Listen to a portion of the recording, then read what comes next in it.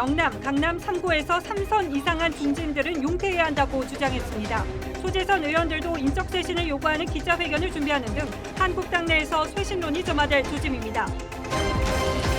황교안 자유한국당 대표가 삼청교육대 발언으로 논란이 된 박찬주 전 육군대장에 대해 국민의 관점에서 판단해야 할 것 같다며 사실상 영입 철회할 뜻을 밝혔습니다.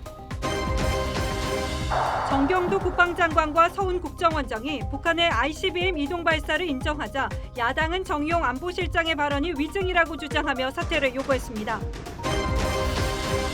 한미일 고위 당국자가 최근 워싱턴에서 비밀리에 만난 것으로 파악됐습니다.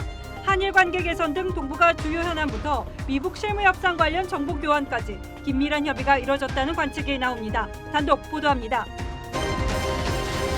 지난 4년 동안 서울대 등 13개 대학에서 교직원 자녀가 해당 학교에 수시로 지원에 합격한 사례가 255건에 달하는 것으로 조사됐습니다. 교육부는 관련 감사를 벌일 계획입니다. 이른바 한강 몸통 시신 사건의 피의자 장대호가 1심에서 무기징역을 선고받았습니다.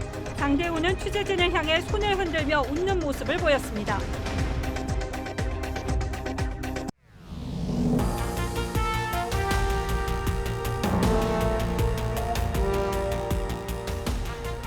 여러분 안녕하십니까? 뉴스9의 신동욱입니다. 오늘은 자유한국당 얘기로 먼저 시작하겠습니다.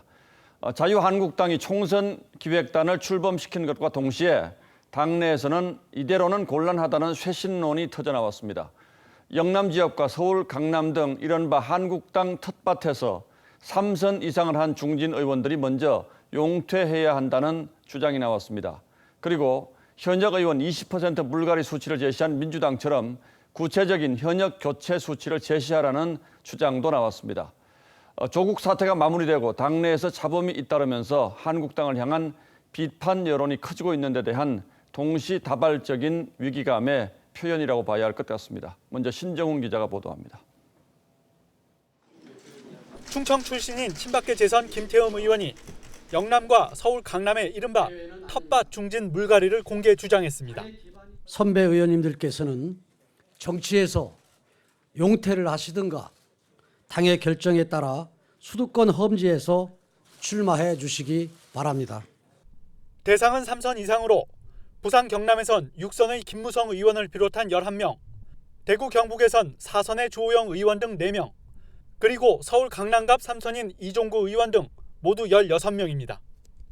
또 고향인 경남 창녕과 거창에서 각각 출마를 준비 중인 홍준표 전 대표와 김태호 전 의원 등을 겨냥해 험지 출마를 요구했고, 황교안 대표를 향해서도 당 대표부터 희생하라며 사실상 비례대표 출마에 반대했습니다. 불출마를 선언한 김용태 의원은 현역 교체 수치부터 제시하라고 했습니다. 국민들은 한국당 확 바꾸라고 합니다.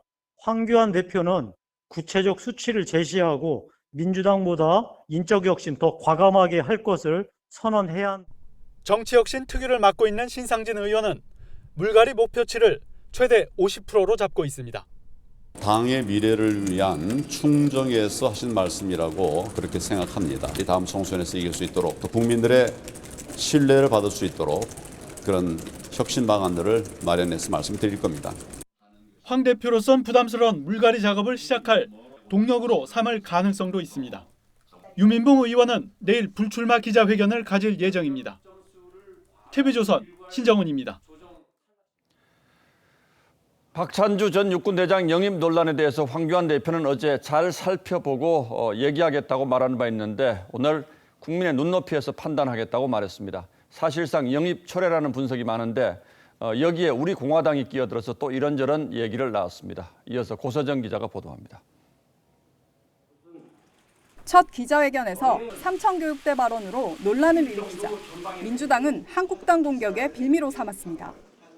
황교안 대표는 어떻게 생각하는지 국민에게 직접 설명해 주시기 바랍니다. 한국당 내부에서도 비판이 나왔습니다. 국민 공감 능력이 좀 떨어지시는 것 같습니다. 황교안 대표는 사실상 영입을 철회했습니다. 국민의 관점에서 판단할 수밖에 없다, 그런 생각을 합니다. 그 틈에 공화당이 박 전 대장 영입을 선언했습니다. 우리 공화당으로 오겠습니다 하는 말씀을 드렸고요. 공화당과 함께 대한민국 보수파를 바로 세우고 박 전 대장도 싫지만은 않은 분위기입니다. 우리 공화당은 제 마음의 고향이에요. 오래전부터 이거 입당 권유는 받아왔었어요. 하지만 당장은 한국당에 좀 더 미련이 많은 것으로 전해졌습니다. TV조선 고서정입니다. 민주당과 한국당이 거의 동시에 총선 기획단을 출범시켰는데 그 인적 구성에서부터 두 당의 총선 전략이 비교된다는 지적이 많습니다. 먼저 이 두 장의 사진을 보시겠습니다. 화면 왼쪽이 민주당인데 얼핏 보기에도 여성과 청년이 많이 눈에 띄죠. 반면 한국당 총선 기획단 사진은 50대 남성 중심이라는 게 한눈에 드러납니다. 이걸 정치권에서는 어떻게 해석하는지 서주민 기자가 설명하겠습니다. 더불어민주당 총선 기획단은 공정과 혁신, 미래를 구호로 내걸었습니다. 전체 15명 가운데 2030 청년과 여성은 7명, 프로게이머 출신 27살 황희두 씨를 포함해 평균 연령은 49세입니다. 여성과 청년의 목소리를 잘 담아낼 수 있을 거라고 기대를 하고 있습니다. 반면 12명으로 구성된 자유한국당 총선 기획단의 평균 나이는 57세. 여성은 1명뿐이고 30대 이하 청년층은 1명도 없습니다. 변화와 쇄신이라는 구호가 무색할 정도입니다. 혁신이 통합의 길을 열고 또 통합이 혁신의 폭을 넓히는 선순환을 만들어내 가야 합니다. 숫자뿐 아닙니다. 민주당은 조국 사태 때 당에 쓴소리를 했던 금태섭 의원을 기용했지만 한국당은 12명 모두가 신황교안계 기성 정치인입니다. 민주당은 포장이라도 하는구나. 한국당은 밖에서 아무리 말해도 안 듣는구나. 저 사람들은. 그런 이미지를 심어줬기 때문에. 한국당 장제원 의원조차 민주당 인선을 보니 결기가 섬뜩하다고 했고 다른 초선 의원도 한국당은 황 대표 말 잘 듣는 측근만 넣었다고 비판했습니다. TV조선 서주민입니다. 보신 것처럼 이런저런 논란이 끊이지 않으면서 자유한국당 황교안 대표의 리더십도 이제 본격적인 시험대에 올랐습니다. 정치 입문 290일을 맞은 황 대표로서는 지금 이 순간이 바로 위기이자 또 동시에 대선 가도로 가는 기회인 셈인데 오늘 포커스에서는 정치 신인 황교안 앞에 놓인 과제를 짚어보겠습니다. 도대체 하는 일이 뭐냐? 기분 나쁠 법한 질문이지요. 총리하시면서 뭐 하셨습니까? 할 일이 많습니다. 하지만 차분합니다. 3년 뒤 비슷한 질문에는 국회에서 정치는 안 하시고 그 저기 목사들이 지금 국회잖아요. 국회에서 아니 왜 거기 나가셨는지 태극기 모독당을 합류하신 겁니까? 많이 달라졌죠. 미스터 국가보안법, 공안통검사로 28년. 이후 야인 황교안을 다시 부른 건 대통령 박근혜였습니다. 황교안 법무장관의 고함. 그리고 그가 이끌어낸 헌정사상 최초의 위헌정당 해산. 통합진보당은 자유민주적 기본 질서를 파괴하고 대한민국을 내부에서 붕괴시키려는 암적 존재입니다. 이는 황교안을 대중에게 널리 알리는 계기가 됐죠. 황교안, 정무동의 이마. 하지만 총리 시절 역시 헌정사상 최초의 대통령 탄핵으로 맡은 권한대행 자리는 상처뿐인 영광이었습니다. 최순실이 믿고 있다는 그 종교가 우리나라 이 관료 사회까지 지배하고 있는 사실 끔찍하지 않으십니까? 이거 뭐 하는 겁니까? 그리고 입문한 정계. 황 대표는 제2의 이회창으로 불리기도 합니다. 두 사람 모두 경기고를 나와 법조인으로 활약한 뒤 총리 후 정계에 입문하자마자 당권을 잡았다는 점, 원칙적이며 안정감 있는 이미지로 보수층에 어필한다는 점 등 때문이지요. 황교안! 다만 이 전 총재는 여당 대표였고 대쪽 이미지를 앞세워 YS와 각을 세우며 포스트 YS를 노렸던 반면 황 대표는 야당 대표로 여전히 박근혜 전 대통령과의 끈을 놓지 못해 황세모란 별명까지 얻었죠. 탄핵에 대해서는 세모다. 이거는 정말 좀 인간적인 신의에도 맞지 않다. 저는 이렇게 생각합니다. 15대 총선 당시 이 전 총재는 홍준표, 김문수, 이재호, 안상수 등 정치 신인을 앞세운 개혁 공천에 힘입어 폐색 짙은 신한국당을 기사회생시켰습니다. 황 대표도 이를 알고는 있습니다. 혁신은 공천으로, 또 통합은 자유파의 대결집으로 귀결됩니다. 이회창 전 총재는 총선에서 승리하며 당내 세력을 확고히 다지고서도 3번이나 대권을 이루지 못했죠. 황 대표의 정치 인생 뭐 하셨습니까? 국회에서 정치는 안 하시고 최대 고비가 될 내년 4월, 그는 어떤 답을 내놓게 될지. 뉴스라인 포커스였습니다. 예, 지금부터는 물밑에서 변화의 움직임이 감지되고 있는 외교 현장으로 가보겠습니다. 한미일 정부의 장관급 당국자들이 지난주 워싱턴에서 비밀리에 만난 것으로 알려졌습니다. 장관급 당국자들입니다. 연내 미북 정상회담 개최와 지소미아 연장 문제 같은 매우 민감한 동북아 현안들이 논의된 것으로 보입니다. 김정우 기자의 단독 보도입니다. 한미일 고위 당국자들이 지난주 미국 워싱턴에서 비밀리에 만난 것으로 전해졌습니다. 한 외교 소식통은 한국에선 장관급 핵심 인사가 참석했다며 동북아 주요 현안에 대한 다양한 협의가 이루어진 것으로 안다고 전했습니다. 특히 지난달 스톡홀름 실무협상 결렬 이후 대북 접촉 동향에 대해 미국의 구체적인 설명이 있었을 것이란 관측이 나옵니다. 국가정보원은 다음 실무회담이 늦어도 12월 초까지는 개최될 것이라고 예상했습니다. 스톡홀름 실무 접촉을 통해 장시간 상호 입장을 확인한 만큼 다시 한번 만나 본격적인 협의에 들어갈 시기가 된 데다가 외교 소식통은 워싱턴 회동에서 미국 측이 한일 양국의 지소미아 연장 등 관계 회복을 주문했을 것이라며 한일 정상의 태국 면담에 대한 사전 조율 가능성도 있다고 했습니다. 태국 방콕에서 한일 정상을 잇따라 만난 로버트 오브라이언 미 백악관 안보보좌관은 한일 양국이 어떤 분쟁이든 해법을 찾을 것이라며 긴장 해소를 낙관한다고 했습니다. TV조선 김종우입니다. 이런 가운데 방위비 분담금 차기 협상을 앞두고 미국 측 수석 대표가 오늘 비공식 일정으로 방한했습니다. 올해보다 5배가량 많은 6조 원의 방위비 분담금을 요구하기 위한 탐색과 압박 차원의 방문으로 보입니다. 계속해서 이정현 기자가 보도합니다. 방위비 분담금 협상 미국 측 수석 대표인 제임스 드하트 국무부 선임보좌관이 오늘 오후 방한했습니다. 이달 중하순 열리는 협상에 앞서 3박 4일 일정으로 비공식 방문한 겁니다. What is the biggest gap of the issue between U.S. and Korea? Very good to be here this week. Thank you. 드하트 대표는 우리 측 정은보 협상 대표와 비공식 만찬을 갖습니다. 이례적인 건 여야 의원과 언론계 인사들을 만나는 건데 방위비 인상의 당위성을 설명하는 취지로 보입니다. 여론전에서 밀리지 않겠다는 뜻으로 트럼프 대통령이 연내 원하는 만큼 방위비를 올리겠다는 의지가 그만큼 강한 걸로 읽힙니다. 미국은 우리나라에 50억 달러, 약 6조 원의 분담금을 요구하고 있습니다. 보다 분명한 메시지를 전함으로써 미국이 원하는 보다 큰 폭의 방위비 분담금 인상을 위한 일종의 압박. 데이비드 스티렐 국무부 동아태 차관보도 일본을 거쳐 오늘 밤 2박 3일 일정으로 방한했습니다.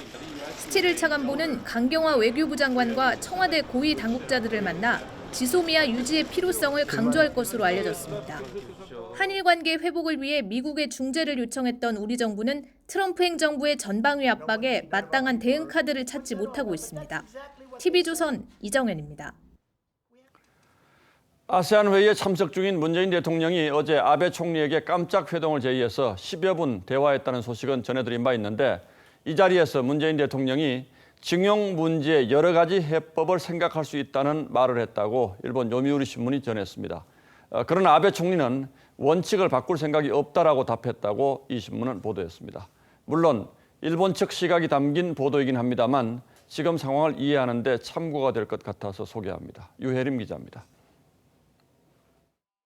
한일 정상은 어제 태국에서 11분간 깜짝 만남을 가졌습니다. 요미우리 신문은 이 자리에서 두 정상이 한국인 징용 피해자 문제를 놓고 의견을 나눴다고 전했습니다. 신문은 아베 총리가 일본의 입장은 이미 전한대로라고 말하자 문재인 대통령이 우리가 말씀드리고 있는 것이 전부가 아니며 여러 가지 선택지를 생각할 수 있다고 답했다고 전했습니다. 지난 6월 제시했던 한일 기업의 자발적 출연금으로 위자료를 지급하는 방안 이외에도 유연하게 대응하겠다는 뜻으로 풀이됩니다. 청와대 고위 관계자를 한국 측 창구로 삼는 방안도 제시한 것으로 전해집니다. 아베 총리는 원칙을 바꾸는 것은 없지만 대화는 계속하자고 답했습니다. 앞서 청와대는 기존 해법 외에 다른 공식 제안은 없었다고 밝혔습니다. 청와대 관계자는 정상 간의 대화 내용이라 정확히 알 수 없다고 말했습니다. 문 대통령이 적극적으로 대화를 시도했지만 한일 양국의 입장차는 좁혀지지 않고 있습니다. TV조선 유혜림입니다. 본격적인 내년 예산안 심의를 앞두고 있는 국회는 청와대 참모들의 발언 파문으로 다시 얼어붙고 있습니다. 야당은 정의용 안보실장과 강기정 정무수석의 파면을 요구하면서 청와대가 이를 묵살하면 예산안 처리에 협조할 수 없다고 주장했습니다. 백대우 기자가 보도합니다. 자유한국당은 청와대 정의용 안보실장이 지난 1일 국회 국정감사에서 북한이 ICBM을 이동식으로 발사하지 못한다고 한 것이 서훈 국정원장의 설명과 다른 건 위증에 해당할 수 있다며 사퇴를 요구했습니다. 도대체 대한민국 안보실장이냐, 북한 안보실장이냐 하고 묻고 싶었습니다. 그러면서 지난 2017년 7월과 11월 북한이 차량으로 미사일을 옮긴 뒤 이동식 발사대에서 ICBM을 쏘아 올린 장면을 공개한 것을 거론했습니다. 한국당은 청와대가 침묵하면 청와대 관련 예산안을 심사하지 않겠다고 했습니다. 청와대 태도가 변함이 없는 한 청와대와 관련된 예산 심의 또 법률안 심사 등에 있어서 참여하기 어렵다는. 청와대는 정 실장의 국감 발언에 문제가 없다면서 물러서지 않았습니다. 이동식 발사대는 운반, 직립, 발사가 통합된 시스템인데 북한은 운반 뒤 직립까지만 하고 발사는 별도의 이동식 발사대에서 했기 때문에 기술적으로 불안전하다는 겁니다. 또 서훈 원장이 거론한 건 중거리 미사일이었지 ICBM이 아니었기 때문에 청와대와 국정원의 입장은 같다고 했습니다. 하지만 전문가들은 청와대의 주장을 재차 반박했습니다. 북한이 이동 차량과 이동식 발사대를 분리시킨 건 안전사고 예방의 목적일 뿐 기술력과는 무관하다는 겁니다. 이동식 차량과 이동식 발사대를 붙여놓지 않고 서로 떨어뜨리는 건 장비 파손 등 사고 우려를 염려한 것입니다. 또 이동식 발사 여부의 핵심은 미사일 발사 징후 사전 탐지 여부인데 본질을 호도한 해명이라는 지적도 나옵니다. TV조선 백대호입니다. 조국 전 장관 부인 정경심 씨가 건강을 이유로 출석을 거부한 지 사흘 만에 오늘 다시 검찰 조사를 받았습니다. 하지만 조사 중 불리한 질문이 나오면 몸이 아프다며 해서 조사가 지연되는 경우가 많다고 하는데 이런 가운데 조국 전 장관도 검찰 소환에 대비해 변호사 사무실을 찾기 시작했다고 합니다. 한송원 기자가 취재했습니다.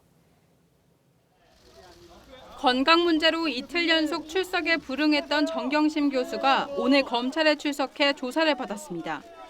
구속 13일 만에 이뤄진 5번째 조사입니다. 검찰은 정 교수의 사모펀드 불법 투자 관련 혐의를 집중적으로 캐물으며 남편인 조국 전 법무부 장관과의 공모 가능성을 추궁하고 있습니다. 검찰 관계자는 정 교수가 불리한 질문이 나오면 아프다며 조사 중단을 요청해 집중적인 조사가 이뤄지지 못하고 있다고 전했습니다. 실제로 정 교수는 앞서 이뤄진 4차례 조사 가운데 절반은 아프다며 중단시킨 것으로 알려졌습니다. 소환이 임박한 조 전 장관은 아직 변호인 선임기를 내진 않았지만 변호사 사무실을 찾는 것으로 파악됐습니다. 한 법조계 관계자는 조 전 장관이 부인 사건을 전담하는 법무법인에 자주 나타난다고 전했습니다. 검찰의 정 교수 추가 기소 시점이 예상보다 늦춰지면서 수사 일정도 빠듯해진 상황입니다. 검찰이 정경심 교수의 구속기한인 오는 11일 이전에 조 전 장관을 부를 것이라는 당초 전망도 조사 지연 때문에 불투명해졌다는 분석도 나옵니다. TV조선 한송원입니다.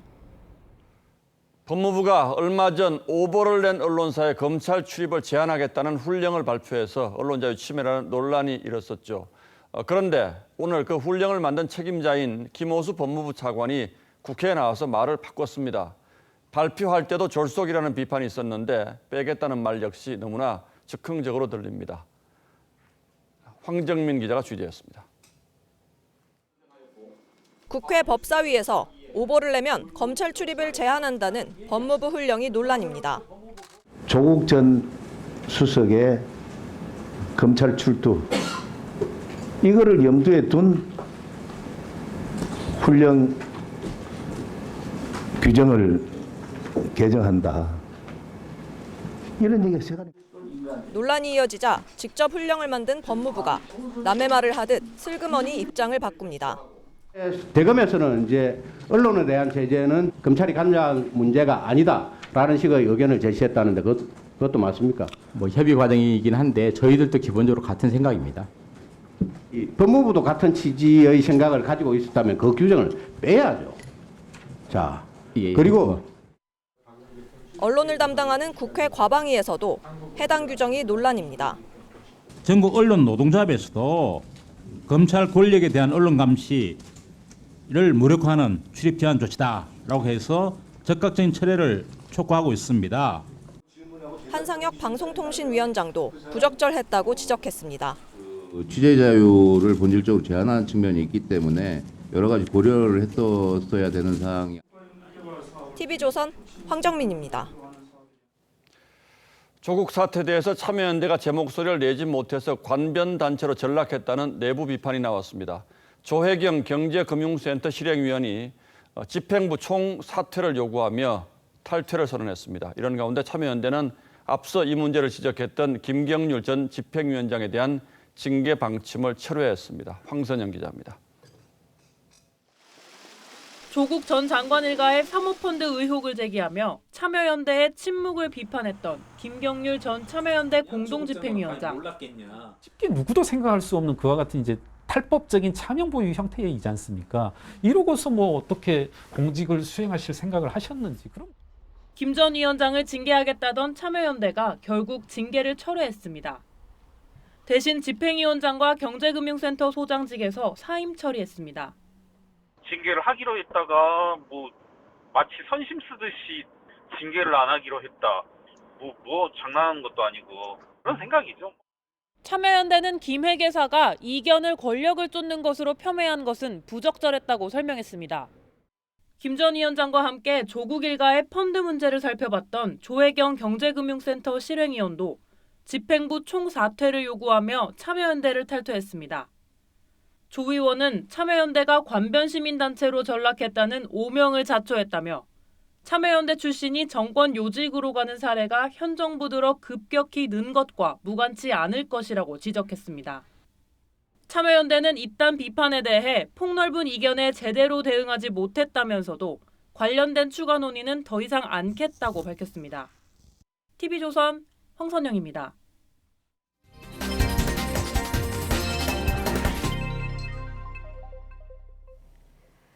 교육부가 학생부 종합전형 실태 조사를 해보니 이 자소서에 편법과 위반 사례가 수두룩한 것으로 드러났습니다. 또 지난 4년 동안 서울대 등 전국 13개 대학에서 교직원 자녀가 해당 학교에 수시로 지원해서 합격한 사례가 255건에 달했는데 교육부는 이를 바탕으로 불공정이 있었는지 감사에 들어갑니다. 정은혜 기자가 보도합니다. 조국 전 법무부 장관 딸이 고려대에 제출했던 자기소개서입니다. 교회 수상과 논문 등재 등을 적었습니다. 부모나 학원의 도움을 받는 금수저 전형이란 비판이 일자 2010년부터 단계적으로 기재가 금지된 항목들입니다. 하지만 교육부가 학종 선발 비율이 높은 13개 대학을 조사한 결과 지난해에만 금지 항목 위반 사례가 366건, 표절 의심 사례도 228건 나왔습니다. 교육과정 운영 등의 고교 정보를 아예 별도 목록으로 제출한 고등학교도 있었습니다. 이러한 기재금지 위반 및 표절의 경우에도 적절한 수준의 불이익 조치가 취해지지 않은 경우를 확인하였습니다. 최근 4년 동안 해당 대학의 교직원 자녀 255명이 수시에 합격한 사실도 확인했지만 불공정 여부는 밝혀내지 못했습니다. 또 과학 영재고의 합격률이 일반고의 약 3배라는 점을 들어 특정 고교 출신을 우대했을 것이란 정황만 파악하는 데 그쳤습니다. 공정성 차원의 어떤 실체 조사였다기보다는 특정 학교의 진학률을 서열화로 규정 지으면서 자사고 의혹 국제가 폐지 뒷받침용의 조사에 그치지 않았나. 교육부는 미흡한 부분은 추가 조사하겠다고 밝혔지만 이달 말 발표할 대입 공정성 강화 방안에 그 결과까지 담기는 어려워 보입니다. TV조선 정은혜입니다. 시청자 문자 투표 결과를 조작했다는 의혹을 받고 있는 케이블 방송 엠넷의 프로그램 프로듀서 101 PD 등 2명에 대해서 잠시 전 법원이 구속영장을 발부했습니다. 이 엠넷 측은 의혹이 불거진 뒤 처음으로 공식 사과했습니다. 임서인 기자입니다. 생방송 투표 조작 의혹이 제기된 케이블 채널 엠넷의 오디션 프로그램 프로듀스 X101의 프로듀서 안모 씨가 법원에 들어옵니다. 투표 조작 혐의 인정하십니까? 성실 답변하겠습니다. 오늘 서울중앙지법에서 사기 등 혐의로 구속영장이 청구된 프로듀서 안 씨 등 4명에 대한 영장실질심사가 열렸습니다. 안 씨 외에 제작진 2명과 연예기획사 관계자 1명도 함께 심사를 받았습니다. 심사 결과 법원은 PD 안 씨 등 2명에 대해 구속영장을 발부했고 다른 2명은 기각했습니다. 재판부는 안 씨 등 2명은 범죄 혐의의 상당 부분이 소명되고 사안이 중대하며 현재까지 수사 경과 등을 볼 때 구속의 필요성이 인정된다고 밝혔습니다. 안 씨 등은 4시즌에 걸친 프로듀스 시리즈 생방송 경연에서 시청자 문자 투표 결과와 달리 후보자들의 순위를 조작한 혐의를 받고 있습니다. 경찰은 지난 7월부터 6번의 압수수색과 관계자 소환 등을 통해 제작진과 특정 기획사가 조작의 공모한 정황을 확인했습니다. 이 과정에서 대가가 오간 정황을 발견해 안 씨에게 배임수재 혐의도 적용한 것으로 알려졌습니다. 경찰은 오늘 CJ ENM과 또 다른 연예기획사 한 곳도 추가로 압수수색했습니다. 엠넷 측은 입장문을 내고 물의를 일으킨 점 깊이 사과드린다며 수사에 적극 협조하고 수사 결과에 책임지겠다고 밝혔습니다. TV조선 임서인입니다. 법원이 한강 시신 훼손 사건의 장대호에 대해 숨이 멎는 날까지 영구 격리시켜야 한다며 무기징역을 선고했습니다. 이례적으로 가석방 금지까지 권고했는데 장대호는 선고심을 받으면서 유족 앞에서 웃는가 하면 취재진을 향해 손을 흔들기도 했습니다. 주원진 기자입니다. 호송버스가 법원에 도착합니다. 복도를 지나던 장대호가 갑자기 창밖 취재진을 향해 웃으며 손을 흔듭니다. 장대호는 오늘 1심 선고심을 받으며 유족 앞에서도 웃었습니다. 지난 8월 신상 공개 당시와 변함이 없습니다. 반성하고 있지 않습니다. 전혀 미안하지 않습니다. 의정부지법 고양지원은 장대호에게 무기징역을 선고했습니다. 재판부는 피해자와 사법부까지 조롱하며 반성하지 않는 장대호는 숨이 멎는 날까지 사회와 영구 격리해야 한다고 판단했습니다. 재판부는 또 사형제도가 사실상 폐지된 현실에서 무기징역이 유일한 대안이라며 이례적으로 행정기관의 가석방 금지를 권고했습니다. 법적으로는 20년 이후에는 가석방도 가능하거든요. 법원으로서는 가석방하지 않았으면 좋겠다라는 의지를 판결문을 통해서 재판부는 피해자의 임신한 아내와 5살 난 아들도 장대호에게 극형을 선고해달라고 요청했다고 밝혔습니다. 사형을 구형했던 검찰은 1심 무기징역 선고에 불복해 항소할지를 검토하고 있습니다. TV조선 주원진입니다.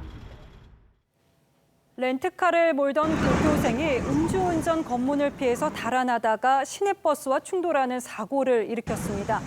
이 학생은 일주일 전에 면허를 땄는데 경찰은 음주운전 여부를 조사하고 있습니다. 하동원 기자입니다. 승용차 한 대가 경찰 음주 검문을 뿌리치고 달아납니다. 정지 신호도 무시한 채 질주합니다. 길가에 불법 주차된 차와 충돌해 휘청거리더니 중앙선을 넘어 마주오던 시내버스와 정면 충돌합니다. 버스가 높아나니까 그 승용차 밑으로 좀 본네트 쪽에 많이 밀려 들어갔지. 폐차수는 가깝게 이렇게 밀려 들어갔던데. 오늘 새벽 0시 10분쯤 부산 용도구의 한 도로에서 렌트카를 몰던 18살 A군이 경찰 음주 단속을 피해 800m를 달아나다 사고를 냈습니다. 이 사고로 A군과 버스기사 등 3명이 다쳤습니다. 사고 당시 버스에는 승객이 없었던 것으로 알려졌습니다. 경찰 조사 결과 A군은 일주일 전쯤 운전면허를 취득한 것으로 드러났습니다. A군은 친구와 함께 경남 양산에서 부산으로 놀러 온 것으로 알려졌습니다. 자갈바닥에 운전하면서 소주를 묻었어. 동성자가 술 냄새가 좀 났는데 그 운전자는 지금 기절해 있었어요. 경찰은 운전자 A군의 혈액을 채취해 술을 마셨는지를 조사하고 있습니다. TV조선 하동훈입니다. 계속해서 독도 헬기 추락 사고 소식 전합니다. 수색 엿새째인 오늘 실종자 1명을 추가 발견했는데 이 헬기 동체를 인양하다가 유실된 실종자로 보입니다. 남은 실종자들을 찾기 위한 수색은 지금도 계속되고 있습니다. 울릉도 취재기자 연결합니다. 자, 유성현 기자, 실종자 수습 상황 전해주시죠. 네, 해경은 오늘 새벽 0시 30분쯤 추가 실종자 1명을 발견했습니다. 지난 3일 헬기 동체를 인양하다 유실된 실종자로 추정됩니다. 해경은 오늘 낮부터 무인 잠수정으로 실종자 인양을 시작해 2시간 만에 인양을 마쳤습니다. 해경과 해군은 실종자를 발견한 수중 72m 지점에 포화 잠수사와 무인 잠수정을 투입했습니다. 수색 당국은 내일 추가 실종자를 대구 동산병원으로 이송해 신원 확인을 한 뒤 가족에게 인계할 예정입니다. 헬기 탑승자 7명 가운데 4명은 아직 찾지 못했습니다. 수색 당국은 사고 해역을 9개 구역으로 나눠 수색하고 있습니다. 내일은 3,500톤급 해군 수상함 구조함인 광양함을 사고 해역에 추가 투입합니다. 이 구역에서 찾지 못하면 수색 범위를 더 확대할 예정입니다. 수색 당국은 동해는 서해와 달리 깊은 수심에서 조류가 약하기 때문에 나머지 실종자들이 사고 해역 근처에 있을 것으로 기대하고 있습니다. 진영 행안부 장관은 오늘 대구에 있는 실종자 가족 대기실을 방문했습니다. 실종자 가족은 정부의 대응이 미흡하고 수색 장비 투입도 늦다며 발빠르게 대처해달라고 호소했습니다. 지금까지 울릉도에서 TV조선 유성현입니다. 며칠 전 몽골 헌법재판소장이 여승무원을 성추행한 사건 보도해 드렸는데요. 그런데 이 헌재 소장이 당시 통역을 맡은 몽골 국적 여승무원에게 가만두지 않겠다면서 폭언에 협박까지 한 것으로 전해졌습니다. 강석 기자입니다. 오드바야르 도르지 몽골 헌법재판소장은 지난달 31일 인천으로 오는 비행기 안에서 승무원을 성추행했습니다. 문제가 불거지자 몽골 국적의 여승무원이 통역을 맡았습니다. 그런데 도르지 소장은 당시 통역 승무원에게 몽골에 돌아가면 가만두지 않겠다고 위협한 것으로 알려졌습니다. 해당 승무원은 두려움을 호소하는 것으로 전해졌습니다. 경찰은 당시 기내에서 술을 마신 도르지 소장이 큰 소리를 냈다며 몽골 국적 여승무원을 불러 정확한 경위를 조사할 예정입니다. 몽골 헌법재판소는 지난 1일 홈페이지에 올린 입장문에서 뒷좌석에 있던 몽골 남성이 용의자일 가능성이 있다며 도르지 소장의 혐의를 부인했습니다. 경찰은 도르지 소장이 내일 인천공항을 경유해 귀국할 때 추가 조사할 예정입니다. TV조선 강석입니다. 급격한 고령화로 노인 돌봄 수요가 폭발적으로 늘어나면서 수요가 몰리는 국공립요양시설 입소는 하늘의 별따기입니다. 한 국립요양원은 10년 가까이 기다려야 하는 실정인데요. 상황이 이렇다 보니까 정부가 추가 건립 계획을 세우고 있습니다만 수요를 따라가기엔 역부족입니다. 이유진 기자가 취재했습니다. 40대 직장인 A씨는 최근 뇌출혈로 쓰러진 아버지를 국공립요양시설에 모시려다 포기해야 했습니다. 아예 국가에서 운영하는 시설 자체가 저는 찾기가 너무 힘들었습니다. 연락하면 거의 헛웃음 칠 정도로 대기가 길 그런 상황이었거든요. 건강보험공단에서 직영으로 운영하는 요양원입니다. 제가 직접 입소 문의를 해봤습니다. 대기 기간이 어느 정도가 되나요? 정원이 150명에 1,500명에 10배수인데 한 9년 정도 예상을 해요. 시립요양원을 4년을 기다려야 한다는 답이 돌아왔습니다. 국가나 자치단체가 운영하는 요양시설은 이윤 추구보다는 노인 돌봄 공공성을 강화해 보호자나 입소자 모두 민간시설보다 선호합니다. 하지만 국공립시설은 전체 2만 1,000여 개의 요양시설의 1.2%인 245곳에 불과합니다. 정부는 뒤늦게 2022년까지 공립요양시설 130곳을 추가로 건립하겠다고 발표했습니다. 그러나 국공립요양시설이 없는 시군구가 133곳에 달하는 데다 급격한 고령화로 수요를 충족시키기에는 여전히 미흡하다는 지적이 나옵니다. TV조선 이유진입니다. 예, 다음 뉴스입니다. 정부가 내일 민간주택 분양가 상한제를 어떤 지역에 적용할 것인지 선정합니다. 과연 어디가 분양가 상한제 첫 타겟이 될지 주택시장이 긴장하고 있는데 어디가 선정되더라도 형평성 논란과 반발이 있을 거란 전망이 먼저 나오고 있습니다. 그 이유를 지선호 기자가 취재했습니다. 과천의 한 재건축 추진 아파트. 투기 과열지구를 부활시킨 2017년 파리 부동산 대책 이후에만 전용 103제곱미터형 실거래가가 36.5%나 급등했습니다. 과천뿐 아니라 광명시, 분당 신도시 등도 아파트값 평균 상승률이 서울 주요 지역을 훌쩍 뛰어넘습니다. 모두 분양가 상한제 검토 대상에 해당됩니다. 이런 가운데 서울 강남권 등에만 상한제가 적용될 경우 형평성 논란을 피할 수 없습니다. 상한제 검토 기준의 하나가 집값 상승 주도 지역인데 상당히 모호합니다. 또 다른 기준인 지난 1년간 분양가 상승률도 논란을 키울 수 있습니다. 실제 통계를 보면 상한제 적용 지역이 유력한 강남권보다 성북구, 동대문구 등의 분양가 상승률이 월등히 높습니다. 마포, 용산 등 일부 지역은 최근 1년간 분양이 없어 상승률 자료 자체가 없습니다. 상한제를 회피한 지역으로 집값 오름세가 번지는 풍선 효과도 우려됩니다. 집값이 오르지 않는 지역에서 고분양가가 튀어나오고 그런 부분들이 주민들의 불편이나 불형평성 논란을 상한제 적용 지역을 동 단위로 지정하는 주거정책심의위원회는 내일 10시에 열립니다. TV조선 지선호입니다. 일할 능력이 있는데도 그냥 쉬고 있다는 사람이 8월 기준으로 사상 최대인 217만 명까지 늘어났습니다.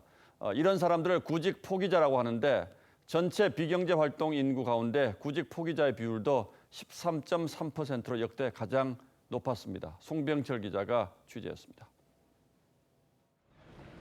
한 대학교의 캠퍼스. 취업 관련 플래카드가 곳곳에 걸렸습니다. 하지만 실제 일자리 시장은 경기 침체로 얼어붙은 상황. 구직자들은 연이은 실패에 잠시 구직 활동까지 멈추기도 합니다. 취업률도 이렇게 점점 이렇게 떨어지고 그러니까 되게 막막한데 또 어떻게 준비를 해야 될지도 잘 모르겠고. 지난 8월 일할 능력이 있는데도 일하지 않고 쉬었음이라고 응답한 사람은 217만 명. 2003년 통계 작성 이후 가장 많았습니다. 일 없이 쉰 사람이 200만 명을 넘은 건 지난 6월부터 넉 달째입니다. 왜 쉬었냐는 응답에 몸이 안 좋아서가 41.7%로 가장 많았고 원하는 일자리가 없어서가 16.9%, 정년 퇴직 후 쉬고 있다가 16.3%였습니다. 정부는 쉬었음 인구가 9월 들어서는 감소했다고 밝혔지만 고용 상황에 대한 불안감은 여전합니다.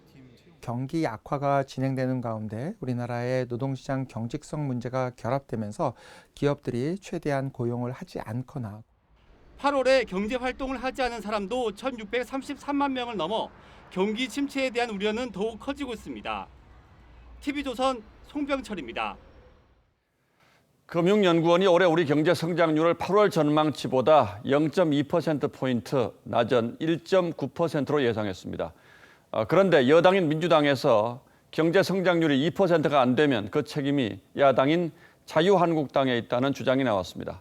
한국당은 정부 여당이 경제를 망쳐놓고 야당 탓을 하고 있다며 발끈했습니다. 보도에 차정성 기자입니다. 더불어민주당 윤후덕 의원은 올해 경제 성장률이 2%에 미치지 못할 거란 전망을 언급하며 그 책임이 한국당에 있다고 했습니다. 만약에 금년도에 경제 성장률이 2%가 깨지면 이 책임은 정치권에서 지겠지만 특히 자유한국당이 져야 한다는 말씀을 분명히 드립니다. 성장률 0.1%포인트를 올리려면 1조 8천억 원이 필요한데 추경 예산이 2달 넘게 늦게 통과됐고 8,500억 원 이상 삭감된 게 1조 8천억 원의 효과라고 윤 의원은 주장했습니다. 하지만 재정 지출을 1조 8천억 원 늘린다고 GDP가 1조 8천억 원 올라간다는 발상은 경제 순환 원리와 동떨어져 있습니다. 한국경제연구원은 정부 지출을 1조 원 늘릴 때 GDP 증가 효과는 5,800억 원이라고 분석했습니다. 경기 전체의 침체기를 지금 벗어나고 있지 못한 그런 측면에 있다. 그때 추경을 잘 밑받침 안 해주거나 국채를 발행하는 데 도와주지 않아서 경기가 회복되는데 어렵다고 얘기하는 것은 과하고 또 논리적으로도 부합하지 않는다. 저는. 한국당은 통과된 예산도 제대로 집행되지 않고 있다고 지적했습니다. TV조선 차정승입니다. 시진핑 중국 국가주석과 캐리람 홍콩 행정장관이 홍콩 시위 사태가 발생한 뒤 처음으로 만났습니다. 시 주석은 캐리람 장관에 대한 신뢰를 표시하면서 폭력 행위에 대해서 흔들림 없이 진압하라고 주문했습니다. 송무빈 기자가 보도합니다. 시진핑 중국 국가주석이 캐리람 홍콩 행정장관을 만났습니다. 지난 6월 홍콩 시위가 시작된 이후 첫 공식 회동입니다. 표면적으로 시 주석은 람 장관에게 높은 신뢰를 갖고 있다며 재신임을 밝혔지만 홍콩의 풍파가 5개월째 지속하고 있다며 폭력을 제압하고 질서를 회복하는 것이 가장 중요한 당면 과제라고 말해 람 장관을 압박했습니다. 시 주석은 법에 따라 흔들림 없이 진압하고 처벌하라고 주문했습니다. 지난주 중국이 홍콩 통제를 강화하겠다고 발표한 이후 시위는 더욱 과격해졌습니다. 시위대는 중국 관영 언론사인 신화통신 사무실을 공격했습니다. 新华通讯社发言人2号晚发表声明，就暴徒打砸新华社亚太总分社办公大楼并纵火的野蛮行径表示强烈谴责。 중국 표준어를 쓰는 한 남성이 논쟁 중에 일가족 4명에게 흉기를 휘둘렀고 이어 홍콩 시민들로부터 폭행당했습니다. 한 홍콩 구의원은 이 남성에게 귀를 물어뜯겨 크게 다쳤습니다. 어제 새벽에는 대학교 건물에서 경찰의 최루탄을 피하려다 추락한 학생이 의식 불명 상태에 빠졌습니다. 이제까지 시위 과정에서 체포된 이들의 숫자는 3,000명을 넘어섰습니다. 이런 상황에서 람 행정장관은 내일 베이징에서 홍콩 관련 최고 책임자인 한정 정치국 상무위원을 만납니다. TV조선 송무빈입니다. 한국의 인기 동요 아기상어가 미국 백악관에서 울려 퍼졌습니다. 트럼프 대통령이 미국 메이저리그 월드시리즈 우승팀을 초청한 자리에서인데요. 이 아기상어를 들은 트럼프의 반응은 어땠는지 김지수 기자가 전합니다.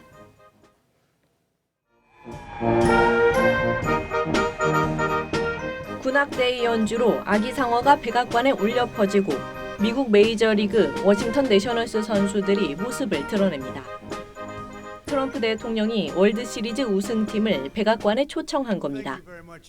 선수들은 트럼프의 대선 공약이 적힌 모자와 45대 대통령인 트럼프를 위해 45번이 적힌 셔츠를 들고 나와 화답했습니다. What an unbelievable honor to be here, to be in front of you guys. This is stuff that you dream about. To see all the fans show up, the parade, look at this crowd here. 아기상어는 한국 브랜드 핑크퐁이 북미권 동요를 각색한 건데 내셔널스의 파라 선수가 등장곡으로 사용해 큰 인기를 얻었습니다. 트럼프는 강렬하고 귀여운 노래라고 평가했습니다. America fell in love with the Nats baseball. They just fell in love with Nats baseball. That's all they wanted to talk about. That and impeachment. 한편 이날 행사에는 트럼프의 인종차별적 발언과 반이민 정책에 항의하는 의미로 소수인종 선수 등 7명이 불참했습니다. TV조선 김지수입니다.